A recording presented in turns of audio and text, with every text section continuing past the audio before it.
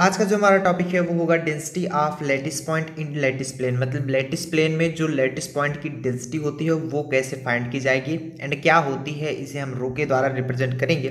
Lattice plane क्या होता है ये आप सब जानते हो, फिर से हम आपको एक बार बताना चाहेंगे। जैसे ये पूरा क्रिस्टल है, सपोज दैट ये क्या है, पूरा क्रिस्टल है। क्रिस्टल में ये जो पॉइंट्स दिख रहे हैं ये हमारे क्या कहलाते हैं, लैटिस पॉइंट। ये पॉइंट्स हमारे कहलाते हैं लैटिस पॉइंट। ध्यान से समझिए, जितने भी पॉइंट्स है ये सभी हमारे लैटिस पॉइंट कहलाएंगे। और इनको मिलाने वाली बीच की जो लाइंस होगी ये एक प्लेन का निर्माण कर रही है, हमारी लैटिस प्लेन कहलाएगी। समझिएगा, ये लैटिस प्लेन कहलाएगी। और इनके बीच का जो डिस्टेंस होता है, इनके बीच का जो डिस्टेंस होता है ये, जिसे हम डी से रिप्रेजेंट करते हैं, ये हमारा इंटर प्लेनर स्पेसिंग या फिर इंटर प्लेनर डिस्टेंस कहलाता है। इंटर प्लेनर डिस्टेंस या फिर इंटरप्लेनर स्पेसिंग के नाम से भी जानते हैं। ये हमने पिछली वीडियो में आपको बताया था, लिंक आपको डिस्क्रिप्शन बॉक्स में भी मिल रही है या फिर आई बटन में भी लिंक मिल जाएगी। तो इंटरप्लेनर डिस्टेंस क्या होता है सब लोग ने जाना था, उसके बारे में हम यहाँ पर चर्चा नहीं करेंगे, हालांकि हम डेंसिटी के बारे में यहाँ पर बात करने वाले हैं। फिर हम यही पॉइंट की जो डेंसिटी होती है, मतलब ये लैटिस पॉइंट की डेंसिटी क्या होगी, वो डेंसिटी को हमें फाइंड करना है। मतलब लैटिस प्लेन में जो लैटिस पॉइंट होता है उसकी डेंसिटी हमें निकालनी है। चलिए शुरू करते हैं। तो यहाँ पर लिखेंगे कि हम कोई सपोज कर लेते हैं कोई लैटिस प्लेन है जिसका एरिया कैपिटल ए है और जो नंबर ऑफ पैरेलल प्लेन्स हैं वो कैपिटल एन है। तो लिख लेंगे आप लोग, लेट अस सपोज ऐसे हमने माना, let us suppose that a lattice plane, एक हमारा लैटिस प्लेन है, a lattice plane having area, having cross sectional area, cross sectional area, जिसका क्रॉस सेक्शनल एरिया क्या है, कैपिटल ए है। हमने ऐसा मान लिया कि let us suppose that a lattice plane, हमने माना कोई लैटिस प्लेन है जिसका cross sectional area capital A है, जिसका cross sectional area capital A है। और and number of parallel planes, number of parallel planes, number of parallel planes कितने हैं, कैपिटल एन। हमने मान लिया नंबर ऑफ पैरेलल प्लेन्स जो है वो है कैपिटल एन, ऐसा हमने माना, कैपिटल एन। और जो वॉल्यूम है, जो हमारा वॉल्यूम है यूनिट सेल का, यूनिट सेल का वॉल्यूम हम मान लेते हैं कि वी है, यूनिट सेल का वॉल्यूम हम मान लेते हैं वी है। And volume of unit cell, volume of unit cell is capital V. इतना हमने लेट कर लिया। अब यूनिट सेल क्या होता है ये भी आपको पता होना चाहिए। जैसे ये फिगर आप देख पा रहे हैं, इस फिगर में ये पूरा एक क्रिस्टल है, ये पूरा एक क्रिस्टल है, इसमें एक यूनिट सेल है, इसमें क्या है, एक यूनिट सेल है। अब यूनिट सेल है कहाँ, ये आपको मैं पॉइंट नोटेट कर देता हूँ। ये पूरा एक यूनिट सेल है, देखिएगा ध्यान से, it is a unit cell. देख पा रहे होंगे आप लोग, ये हमारा एक प्रकार से यूनिट सेल रहा, ठीक। तो ये एक यूनिट सेल हुआ। तो ऐसे ऐसे यूनिट सेलों से मिलकर एक क्रिस्टल बनता है, ऐसे यूनिट सेल से मिलकर के एक क्रिस्टल बनता है। तो टोटल ओवरऑल में से किसी एक यूनिट सेल का वॉल्यूम जो है वो हमने मान लिया कैपिटल वी, हमने मान लिया कैपिटल वी है। और जो इंटरप्लेनर डिस्टेंस उसको हम मान लेते हैं स्मॉल डी है। इंटरप्लेनर डिस्टेंस जो है, इंटरप्लेनर डिस्टेंस या फिर spacing, spacing is small D. अब ध्यान से समझिएगा कि अगर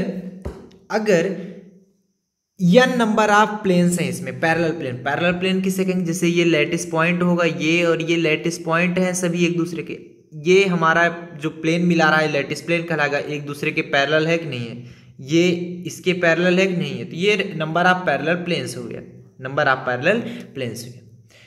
तो अगर हमारा कोई भी प्लेन्स का जो एरिया है, cross sectional area capital A है और उसके बीच में जो डिस्टेंस है वो स्मॉल डी है, तो उसका वॉल्यूम कितना होगा, ए इंटू डी। जैसे जैसे इसमें से हमने कोई निकाल लिया एक यूनिट सेल, इस क्रिस्टल में से हमने एक निकाल लिया यूनिट सेल, इसका कोई भी एक फेज का एरिया, सपोज दैट कोई सा भी एक फेज का एरिया हमने क्या मान लिया, कैपिटल ए। जैसे मान लो यही एक एरिया हो गया हमारा, इसका जो एरिया है वो कितना है, कैपिटल ए। और हम जानते हैं जो इंटरप्लेनर डिस्टेंस है वो कितना बताया जा रहा है, स्मॉल डी। मतलब प्लेन के बीच की दूरी जो होगी वो है हमारी स्मॉल डी। चाहे इतनी दूरी ही ले लें चाहे इतनी दूरी ले लें, हमारी बराबर ही तो होगी डिस्टेंस जो होगी डी। तो वॉल्यूम कितना निकलेगा अब यही बताइए आप, वॉल्यूम निकलेगा कितना। वॉल्यूम जानते हैं हम बराबर होता है volume is equal to area into distance. यही तो होता है एरिया इंटू डिस्टेंस। एरिया हमने ए माना, डिस्टेंस हमने डी माना, तो वॉल्यूम हमारा क्या निकला, ए इंटू डी। यही तो निकलेगा ना, ए इंटू डी। तब हमारा जो वॉल्यूम ऑफ लैटिस प्लेन निकलेगा, लिखेंगे volume of lattice plane, volume of lattice plane का वॉल्यूम जो होगा उसे हम रिप्रेजेंट करते हैं वी डैश से, क्योंकि आप वी ऑलरेडी मान चुके हो यूनिट सेल का वॉल्यूम। तो लैटिस प्लेन का जो वॉल्यूम हमें होगा वो हमने वी डैश माना, वो किसके बराबर होगा, क्योंकि लैटिस प्लेन का एरिया ए है और इसके बीच का जो इंटरप्लेनर डिस्टेंस है वो कितना है, डी है, तो ए इंटू डी। ठीक।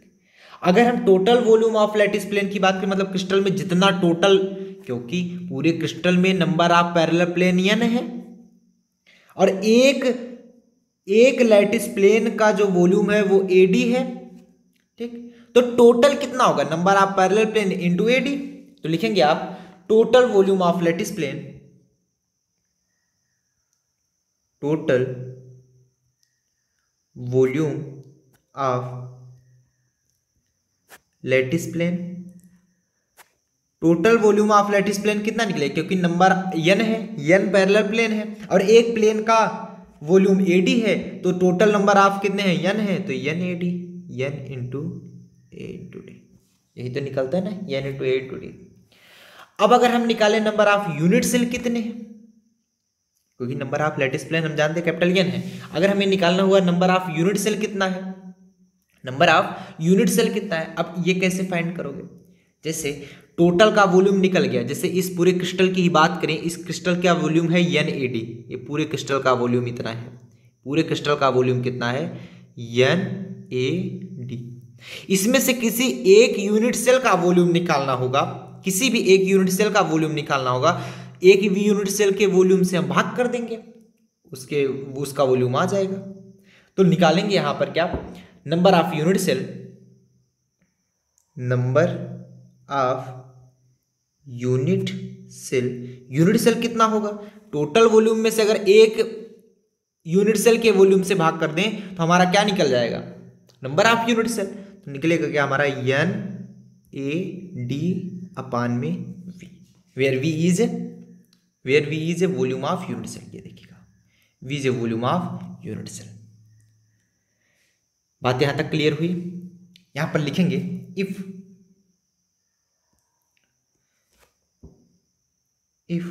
यदि स्मॉल n जो है number of lattice plane per unit cell हो, स्मॉल n जो है वो number of lattice plane per unit cell, अगर n जो है हर एक यूनिट सेल में कितने लैटिस प्लेन है उसका नंबर हो। जैसे मान लो सपोज दैट एक लैटिस में, एक यूनिट सेल में मान लो 6 नंबर ऑफ लैटिस प्लेन है, तो यहां पर हमने माना कि एक यूनिट सेल में n number of lattice plane हो, एक यूनिट सेल में n number of lattice plane हो। उसके लिए तब वैल्यू बदल जाएगी, हमारी बदल जाएगी, तब नंबर ऑफ प्लेन्स कितना होगा, तब then number of plane in each unit cell, number of plane in each unit cell कितना हो जाएगा, NAD upon V into n, NAD upon V into में स्मॉल n। ये क्यों हुआ, इसका कारण है। अब ध्यान से समझिएगा इसके बारे में, क्योंकि नंबर ऑफ यूनिट सेल कितना है, NAD/V, मतलब यूनिट सेल की संख्या कितनी निकली, NAD/V, मतलब एक क्रिस्टल में पूरे यूनिट सेल की संख्या कितनी है, NAD/V। और एक यूनिट सेल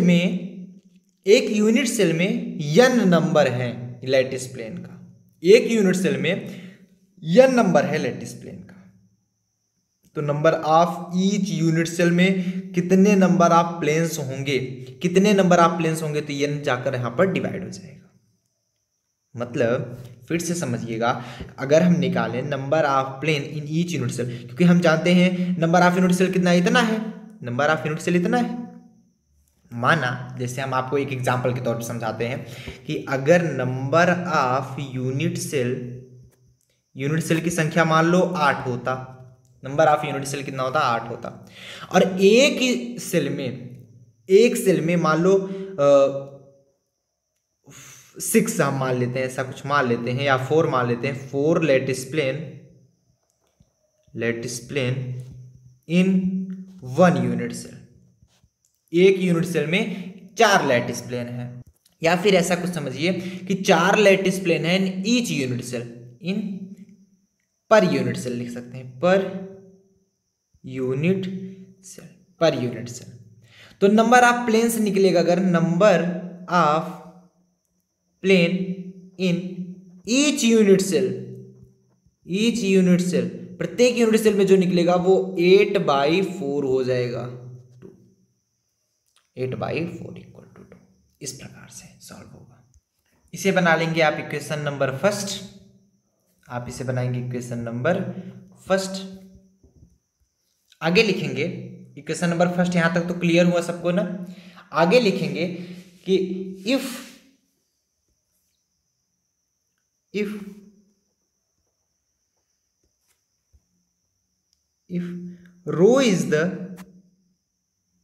रो हमारा क्या हो, सरफेस डेंसिटी हो लैटिस प्लेन का। If rho is the surface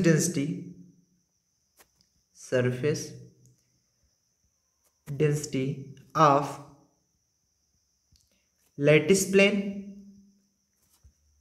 of area capital A. ठीक, इसका मतलब कि अगर किसी भी लैटिस प्लेन का डेंसिटी रो हो जिसका एरिया कैपिटल ए है, कैपिटल ए एरिया वाले लैटिस प्लेन की डेंसिटी रो हो, तो नंबर ऑफ प्लेन तो लिखेंगे then number of plane in each unit cell, number of plane in each unit cell कितना हो जाएगा, rho A into N, rho A into में N, where N is the total number of lattice plane. लिख सकते हैं where N is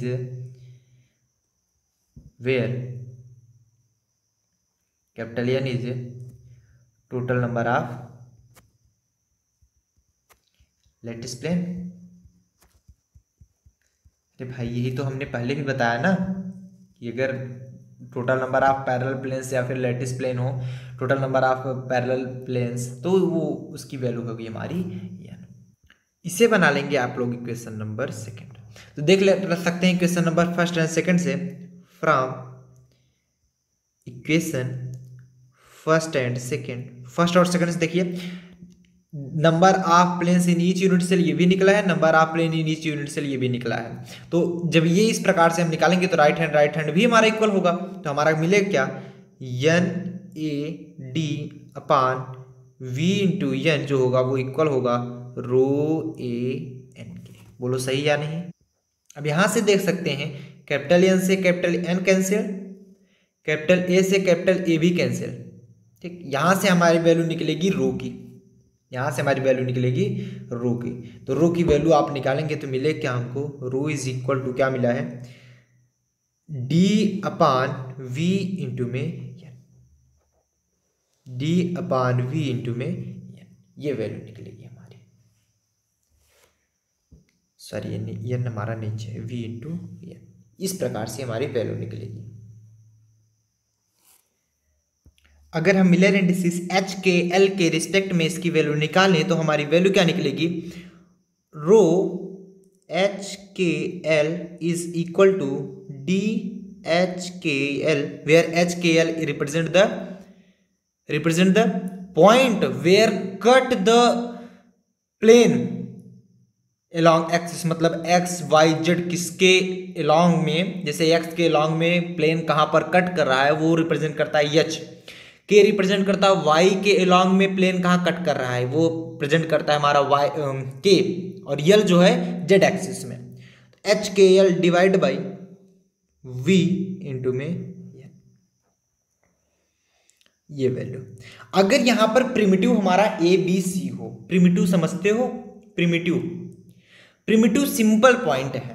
primitive किसे बोलते हैं, अरे दो पॉइंट के बीच की दूरी को प्रिमिटिव बोलते हैं। जैसे मान लो ये आपको दो पॉइंट दे दिए जाए, ये आपको दो पॉइंट दे दिए जाए, अगर इसके बीच का हमें डिस्टेंस निकालना होगा, इसके बीच का जो डिस्टेंस अगर हमको निकालना हो, सपोज दैट इसके बीच का डिस्टेंस कुछ इतना है,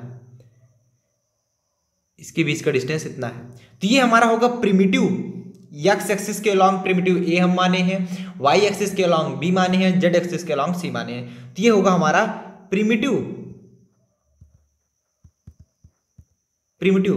बट यहीं पर अगर कई प्लेन हो, जैसे मान लो कई पॉइंट्स हों, अब देखेंगे इसके बीच में जो प्लेन्स आएंगे, जैसे ये प्लेन हो गया हमारा, एक प्लेन ये हो गया, अब ये प्लेनों के बीच का जो डिस्टेंस होगा, प्लेनों के बीच का जो डिस्टेंस होगा, जैसे इसको अगर बता दें तो ये हमारा होगा इंटरप्लेनर डिस्टेंस। समझ रहे हैं ना, प्लेनों के बीच डिस्टेंस को हम इंटरप्लेनर डिस्टेंस बोलते हैं, बट पॉइंट के बीच के डिस्टेंस को हम बोलते हैं प्रिमिटिव।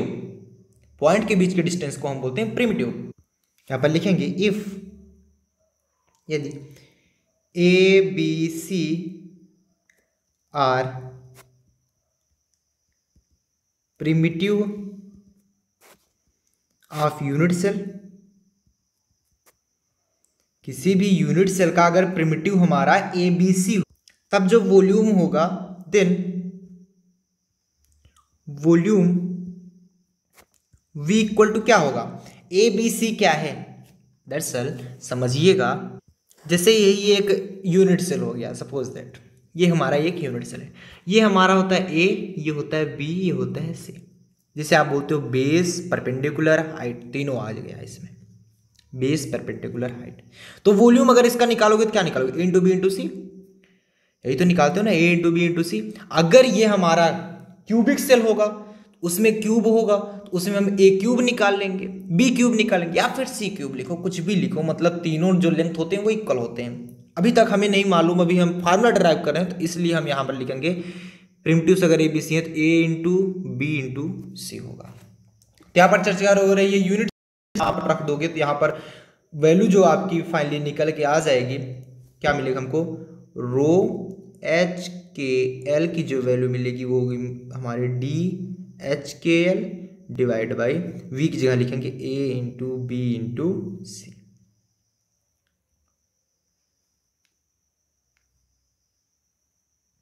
अगर हम यहीं पर चर्चा करें क्यूबिक सेल की, यहीं पर अगर हम ले लें चर्चा क्यूबिक सेल की, तो यहां पर लिख लेंगे फॉर क्यूबिक सेल, यहां पर नोट पॉइंट लिखेंगे for cubic cell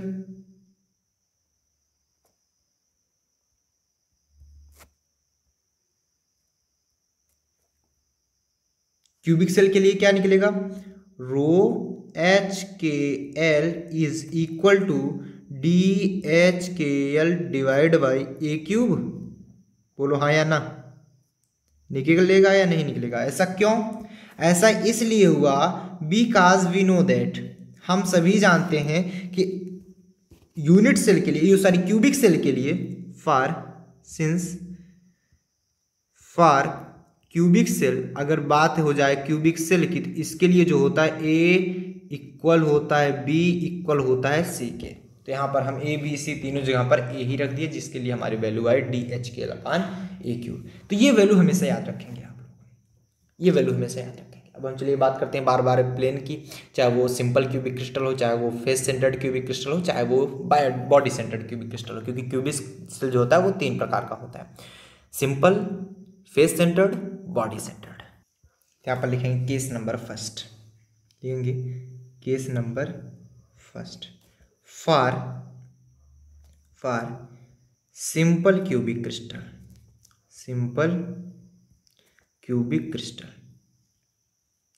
simple cubic crystal के लिए, सिंपल क्यूबिक क्रिस्टल के लिए अब हम जानते हैं 3 प्लेन के बारे में चर्चा करते हैं। अगर जो पिछली वीडियो नहीं देखे होंगे उनको ये वीडियो बिल्कुल नहीं समझ में आएगा, इसलिए मैं बार बार बता रहा हूँ, पहले उस वाली वीडियो को देखकर ही इस वीडियो को देखें, या इवन कोई भी अगर रेगुलरिटी आप नहीं देखेंगे तो आपको समझ में नहीं आएगा, इसलिए आप रेगुलरिटी बनाएंगे तभी मजा आएगा। तो सिंपल क्यूबिक क्रिस्टल के लिए हम यहाँ पर चाहे जो भी क्रिस्टल बात करेंगे 3 प्लेन की बात करेंगे, 1 0 0 1 1 0 और 1 1 1, इस 3 प्लेन की बात करेंगे। अगर हम यहीं पर HKL, इसमें सबसे पहले हम बात कर लें रो 1 0 0 की, ठीक, 1 0, जहाँ पर H हमारा 1 है, मतलब x एक्सिस पे कट कर रहा है, y और z पे कट नहीं कर रहा है, तो हमारी वैल्यू क्या निकलेगी, D1 0 0 divide by a cube, बोलो हाँ या ना, निकलेगी बिल्कुल। अब हम जानते हैं D1 0 0 की वैल्यू क्या आई थी, अब आप लोग खुद ही बताओ D1 0 0 की वैल्यू क्या आई थी, ए, D1 0 0 की वैल्यू ए थी सिंपल क्यूबिक क्रिस्टल में। अगर नहीं याद है कोई दिक्कत नहीं, वैल्यू आप जानते हो, फार्मूला जानते हो, निकाल लो, ए अपान फार्मूला होता है डी, क्योंकि आप जानते हो DHKL की जो वैल्यू होती है वो होती a upon square root of H square plus K square plus L square. तो यहाँ पर लिखोगे a upon square root of H की जगह क्या लिखोगे, 1 का स्क्वायर प्लस 0 का स्क्वायर प्लस 0 का स्क्वायर डिवाइड बाई ए का क्यूब। आया क्या, ए अपान स्क्वायर रूट ऑफ 1 को लिखेगा 1 डिवाइड बाई ए का क्यूब डिवाइड बाई ए अपान ए का क्यूब। ये चीज़ समझ में आ गई ना, इक्वल टू इसे लिखोगे 1 अपान ए स्क्वायर, समझ में आया। रो 1 0 0 की वैल्यू मिली। इसी प्रकार रो 1 1 0 की आप वैल्यू निकालोगे तो क्या निकालोगे, D1 1 0 divide by a cube, D1 1 0 की वैल्यू निकालो, ए अपान स्क्वायर रूट 1 का स्क्वायर प्लस 1 का स्क्वायर प्लस 0 का square divide by a cube equal to a upon square root of 2 divide by a cube. इसे लिखोगे a upon square root of 2 a cube, a से a cancel हो गया, बचेगा क्या हमारा 1 अपान रूट 2 ए स्क्वायर। इसी प्रकार हम निकालें रो 1 1 1 की, तो इसके लिए आएगा D1 1 1 divide by a cube.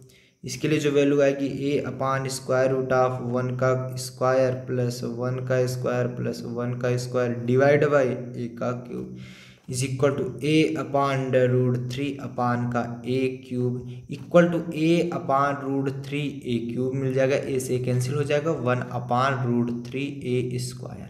ये हमारी वैल्यू मिलेगी, ये हमारी वैल्यू मिलेगी। अगर हम इसका रेशियो निकालना चाहें, इसका अगर हम रेशियो निकालना चाहें तो रेशियो हमारा क्या आ जाएगा, रो 1 0 0 रेशियो रो 1 1 0 रेशियो रो 1 1 1 जो होगा वो इक्वल होगा किसके, जो कॉमन है वो हट जाता है रेशियो में, तो A 1 upon A square 1 upon A square 1 upon A square हट जाएगा, तो बचे क्या हमारा 1 ratio 1 upon root 2 ratio 1 upon root 3। Note कर लीजिए। आर यू सेटिस्फाइड, समझ में आया। ये था हमारा सिंपल क्यूबिक क्रिस्टल के लिए। अब हम बात करते हैं बॉडी सेंटर्ड क्यूबिक क्रिस्टल के लिए। तो हेड डालेंगे case number second, case number second for body centred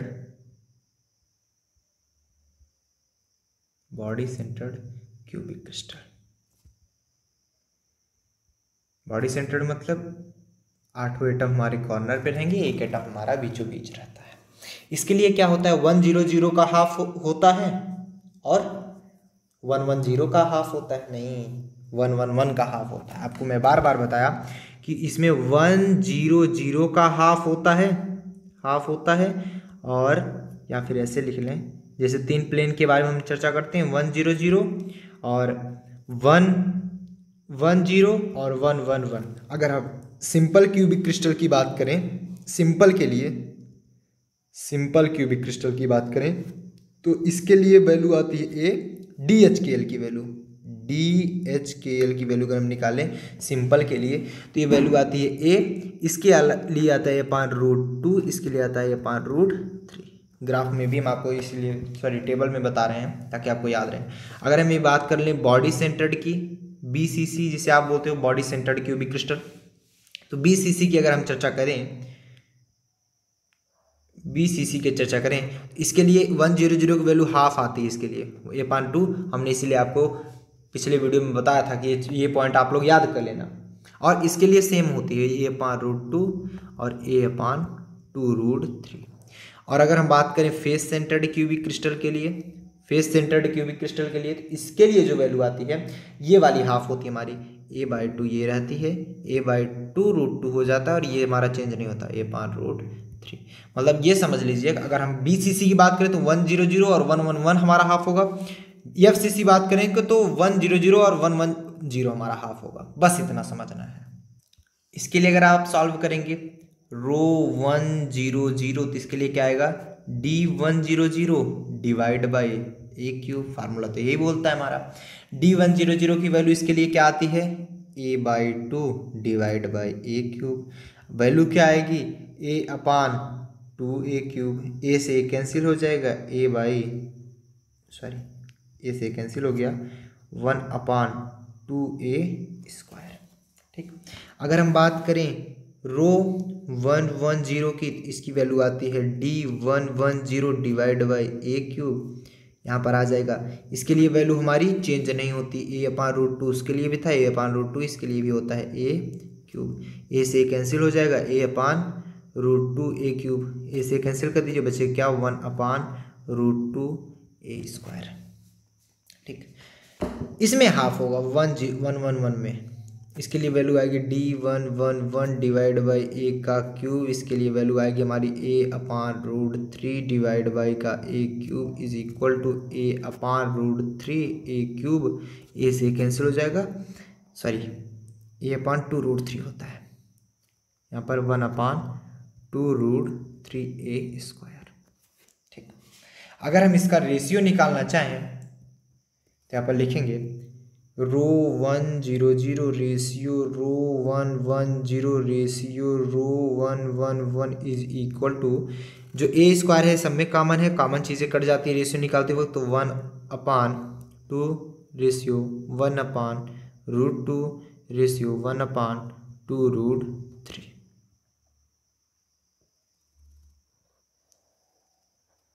ये चीज़ नोट डाउन कर लीजिए फटाफट से। अब हम बात करते हैं फेस सेंटर्ड क्यूबिक क्रिस्टल के लिए, तो केस नंबर 3 हेडिंग डालेंगे, case number 3 for face centred cubic crystal, FCC जिसे आप बोलते हो, face centred cubic crystal, face centred cubic crystal के लिए, इसके लिए अगर आप वैल्यू निकालो तो यहाँ पर लिखेंगे ρ100 इज इक्वल टू क्या हो जाएगा, D100 divide by A³। D100 की वैल्यू इसके लिए क्या आती है, सिमिलर 1/A/2/A³, ये हो जाएगा A/2A³, A से कैंसिल हो जाएगा तो 1/2A²। एंड ρ110 के लिए जो वैल्यू आती है तो ये हो जाएगी D110 डिवाइड बाई A³, इसके लिए हाफ नहीं होता, जो सिंपल क्यूबिक क्रिस्टल के लिए होता है वही होता है, तो A/√2 is upon A³ is equal to A/√2A³, यहाँ से A से कैंसिल हो जाएगा तो 1/√2A²।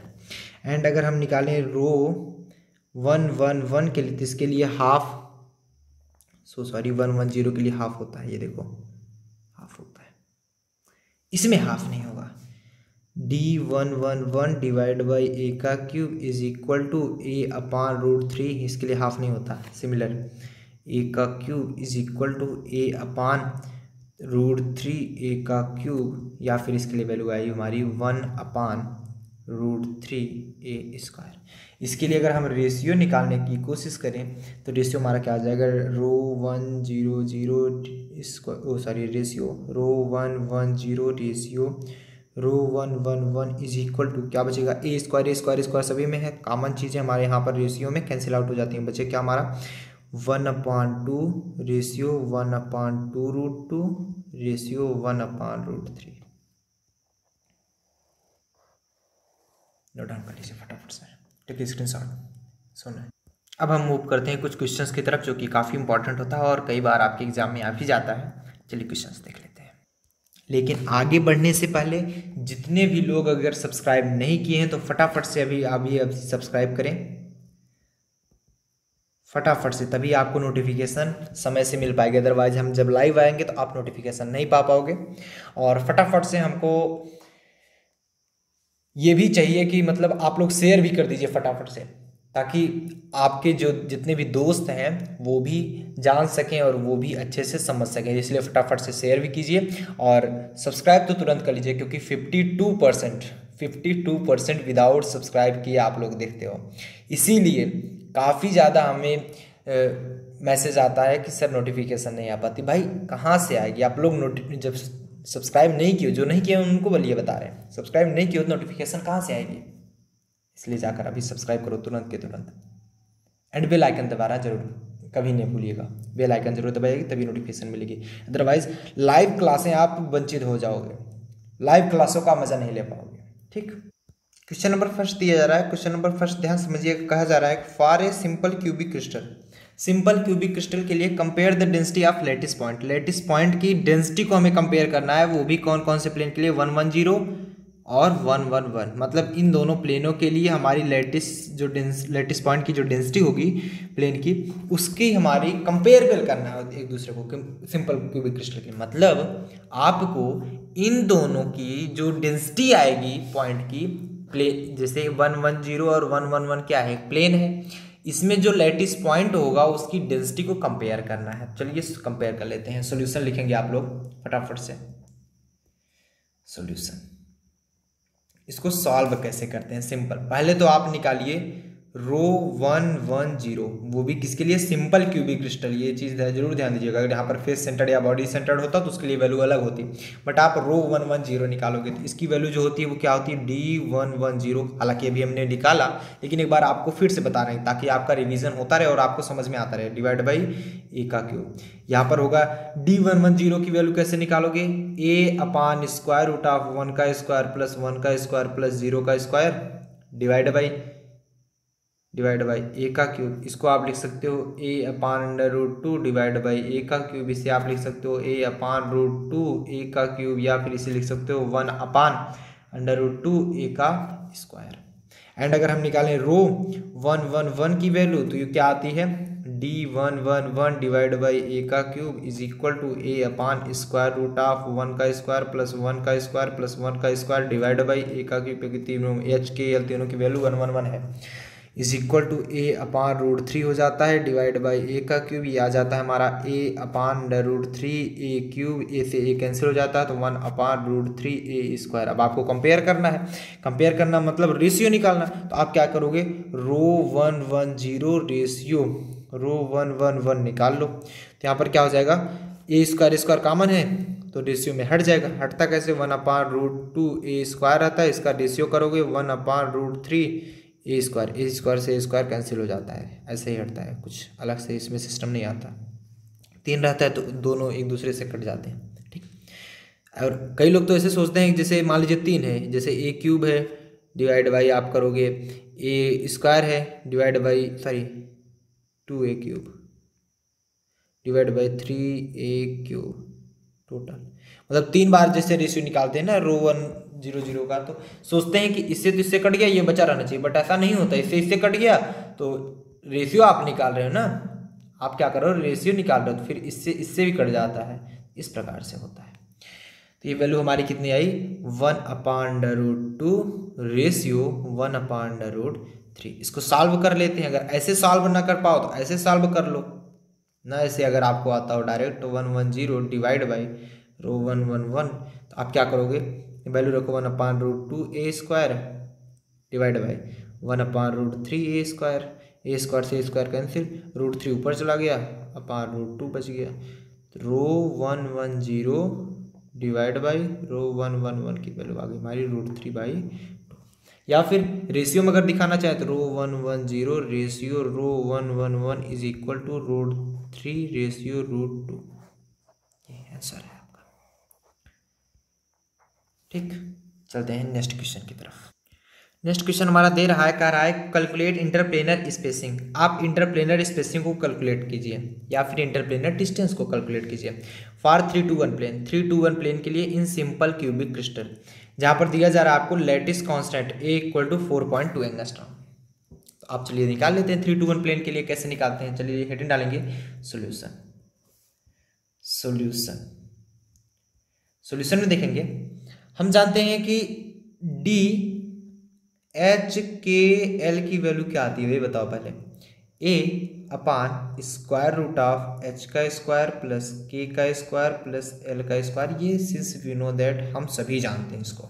ठीक, हम सभी जानते हैं इसको। अगर इसी प्रकार हम निकाल लें D 3 2 1, तो यहाँ पर दिख क्या रहा है, h की जगह 3, k की जगह 2, l की जगह 1, तो निकलेगा हमारी वैल्यू क्या निकलेगी, वैल्यू आ जाएगी हमारी A/h की जगह हमारा है 3 का स्क्वायर प्लस 2 का स्क्वायर प्लस 1 का स्क्वायर, और ए की वैल्यू भी आपको दी जा रही है ऊपर देखिए 4.2 एंगस्ट्रॉम। तो यहाँ पर रख देंगे 4.2 एंगस्ट्रॉम।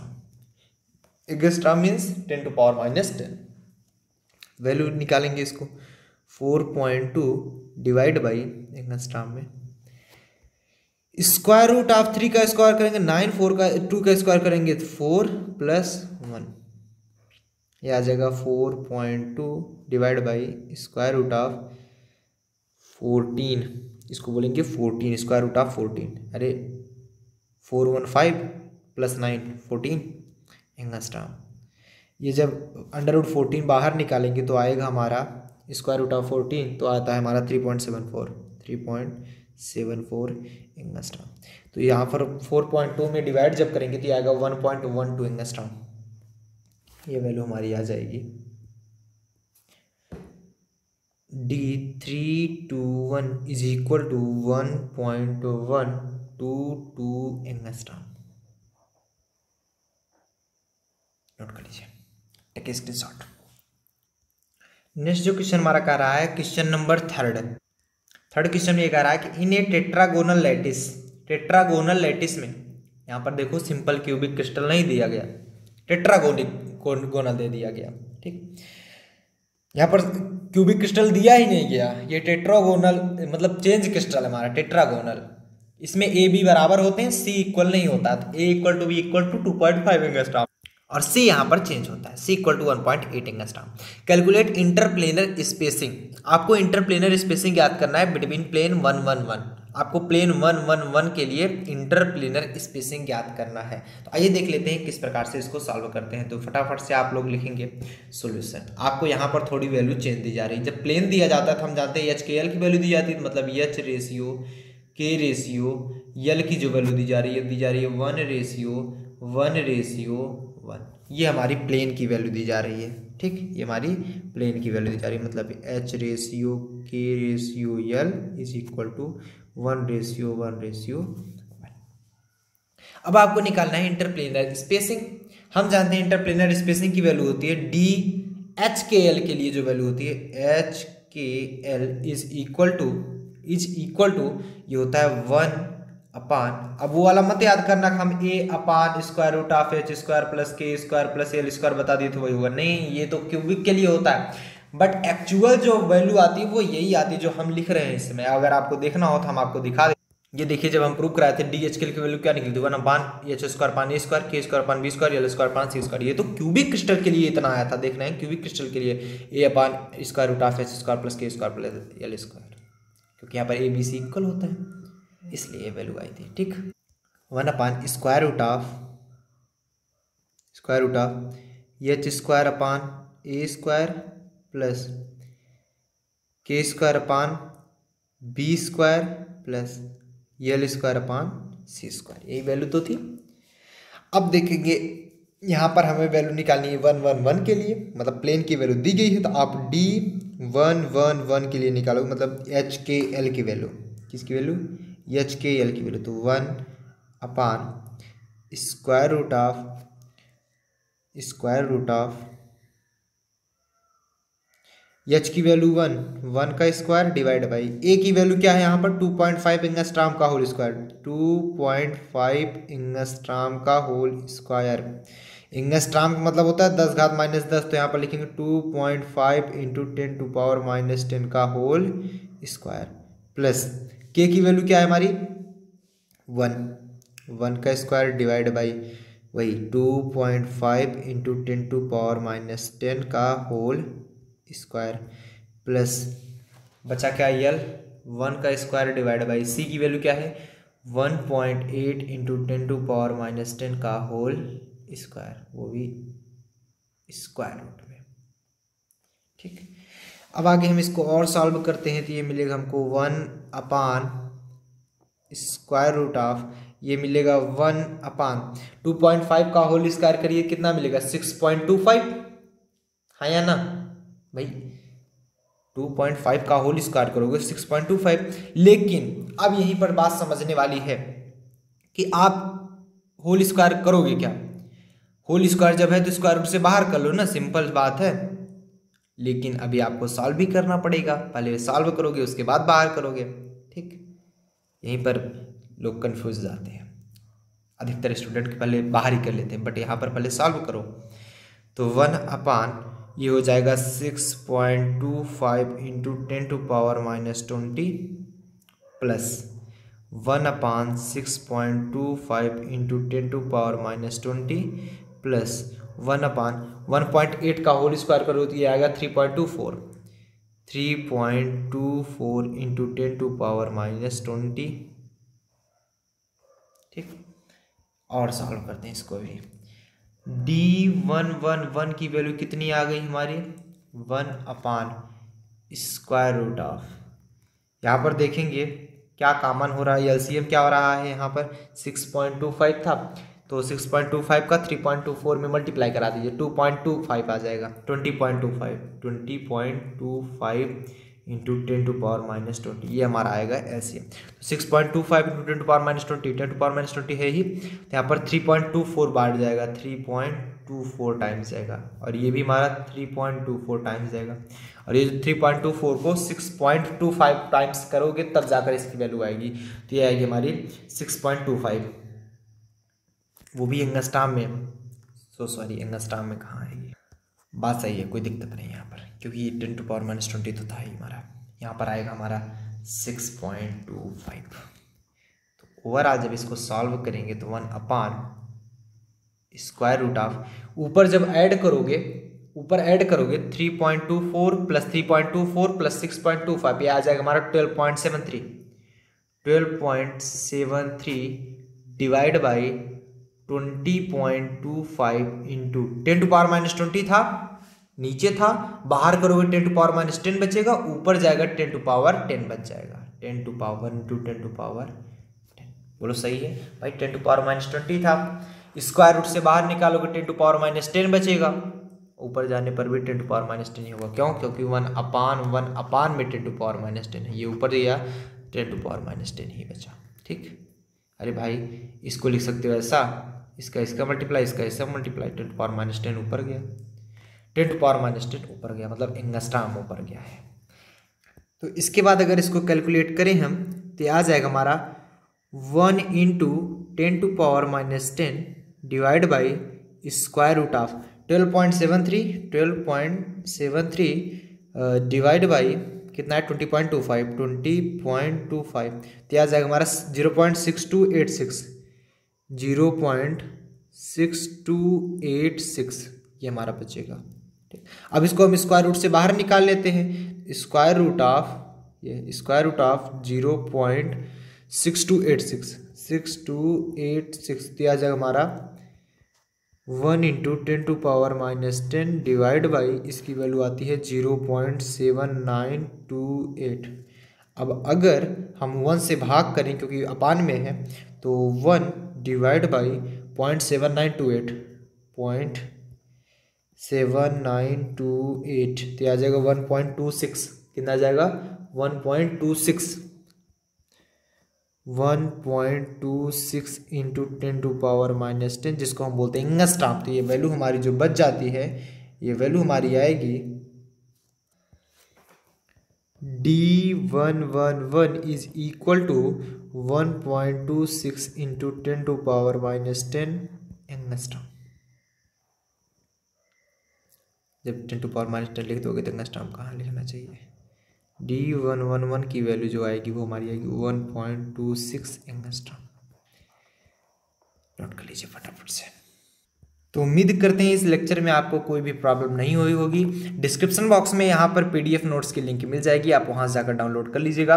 मिलते हैं नेक्स्ट वीडियो में। टिल देन बढ़िया पढ़ाई करें। All the very best.